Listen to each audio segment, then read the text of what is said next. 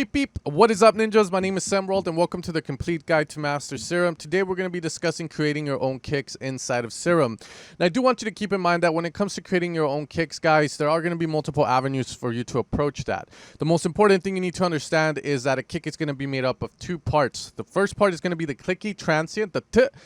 And the second part is going to be the body, which is usually going to be a sine wave. And then depending on the genre that you're making, it might be more squared off, so you might distort a little heavier. Or it might just be very boomy, which, you know, if you guys know the 808 drum machine, the kick on that, the 808 on that was just super boomy. A lot of sine. So with that being said, let's get started. So the first thing, guys, here is I'm going to go with a sine wave, and you can never go wrong with starting with a sine. Next thing is arm face will go to 0%, because I don't want this moving all over the place. I want the kick to sound the same every single time that it hits, okay? With that there, I have some MIDI set up. Now, the length of the MIDI isn't going to matter because we're going to be using the LFO shape to shape this. Just make sure it's long enough so that if you want a long kick, it will reach that portion. So with the LFO, I'm going to control the volume of the level of this sine wave, and I'm going to leave it at 1/4 envelope mode on.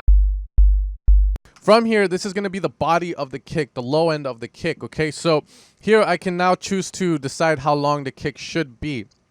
If you don't know how long it should be, I do recommend you look at some kicks from your favorite sample packs. You know, if you're making EDM, a Cashmere Volume 3, Volume 2, Volume 1 are great kicks that you can decipher. But essentially, a lot of times, if you're making more modern EDM with a bass, you know, that's going to be a big bass and stuff, a lot of the kicks tend to be a lot shorter. So with that being said, I'm going to choose to have a kick that maybe reaches up to here.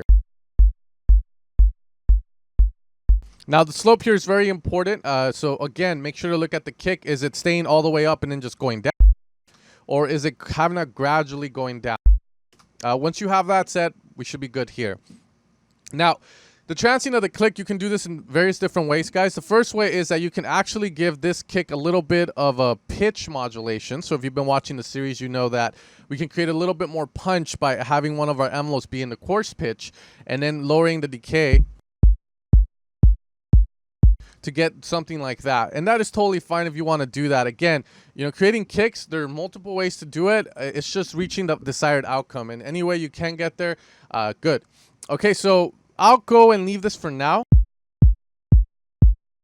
Like so. Now, in oscillator B, that's where we can create our transient. So I'm going to grab another LFO, pull this down, and then I'm going to put it right there. And pretty much this guy is going to be really short because it's a transient. So if we turn this guy off, arm face down, so it always sounds the same. Remember that.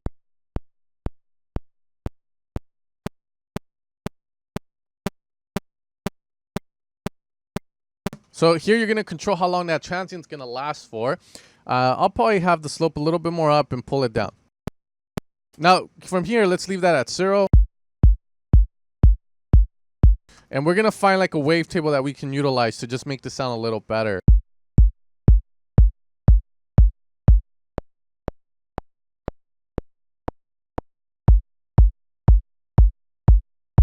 So developing this transient takes a little bit of time. Essentially, you're looking for good wavetables, a good sound source. You can definitely like sample kick transient. So if you have a Cashmere kick, you can grab it and sample it.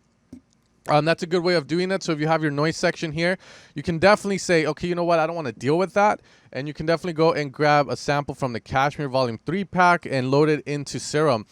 This is a good technique, utilizing source material. That's what I like to call it. You start off with that, and then you can turn it into whatever you want. So we can go here, go into the kicks, get the punchy kick, and let's just get one that's in F or something. It doesn't really matter, and we can drag and drop it into the noise section of Serum, as you guys already know. Once we have it here, we put down the level on it, and we're going to grab that LFO and route it here. Okay. And we're just going to borrow the transient that he has in his kick, because again, creating those can take a little bit of time, and I totally understand that. From here, once we have that, we're going to put it one-shot mode, and then we can lower the pitch down.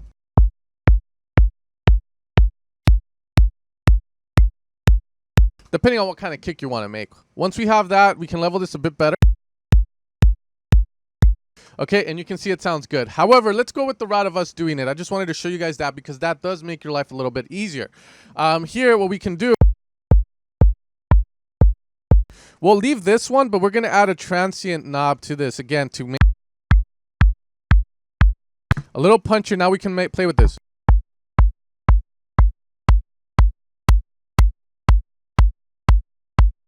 Let's make it a little shorter, just a little bit. Okay. From here, you can apply a filter to whatever you really want.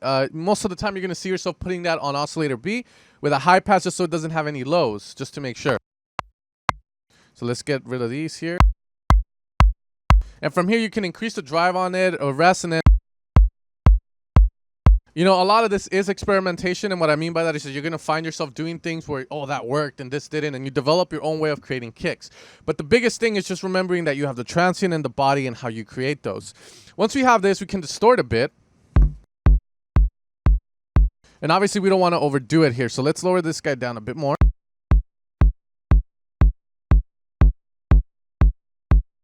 I do want more highs, so I'm going to lower this down. Play with the phase on this guy, because remember, now that we have the RN phase at 0%, we can move this around and get different vibes, different tones. Okay, I want it like that, and then let's put OTT. And now from OTT, we can kind of control the frequencies here with the downward.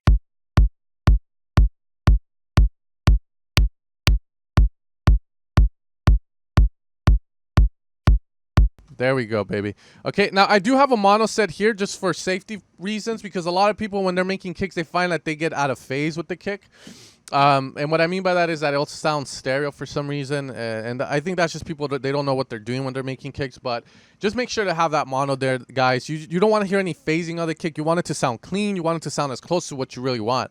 From here, there are a couple more things before I end this video that I do want to give you, and these are a little bit more advanced techniques, but I think they will definitely help you in creating some dope kicks. The first one is that we can have a bit of automation going on with our EQ. So let's assume that I want this to hit hard, the transient, a little harder than the body of the kick. I can grab that LFO, put it in our gain here, and maybe pull it up, and then I can choose the frequency. That's going to add a punch. Might work sometimes, might not. It's similar to when you're making a snare, which we will get into as well in this series. But essentially,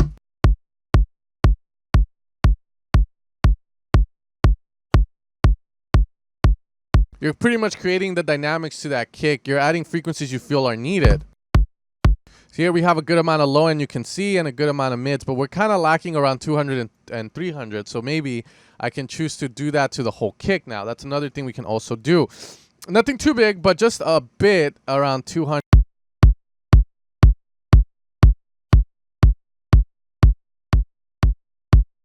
And you can see the difference that it makes, okay?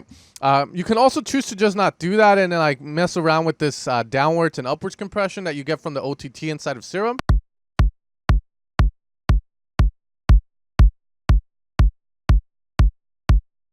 To get a desired result. I personally prefer to use an EQ for that, where I'm boosting. Okay, and then from the last thing there, guys, again, experiment with different stuff. You know, like you can definitely try and use like a comb filter for some fucking reason you want to, or some weird stuff, I guess, to see if that will help the kick. Like for instance, the transient's cool and all, but maybe we can put a comb on it. You never know. That makes it that a little bit of a vibe. You can mess around with the wavetable, make it 0 instead of 1. You can switch that.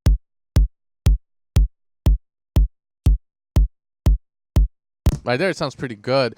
You can also pick like sine-based bodies, so I don't have to go with the basic shapes. I can definitely do the analog BD sine. And that gives me a dirtier kick, as you can see. And then I could also layer white noise with it if that's what you want. Again, as long as you have this transient there proper.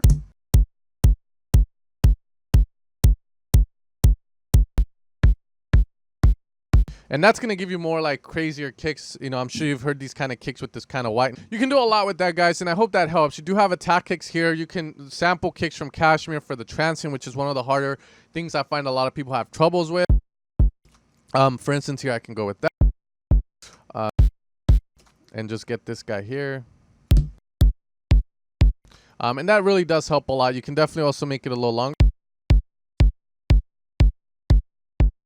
And just remember, you know, everything comes together to create a kick, and you might switch certain things off and on. If you're making a techno kick, you might even go harder on this.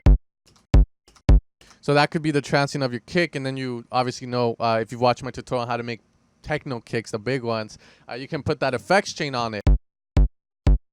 Here you would probably go for something a little bit more square and give it like maybe more of it.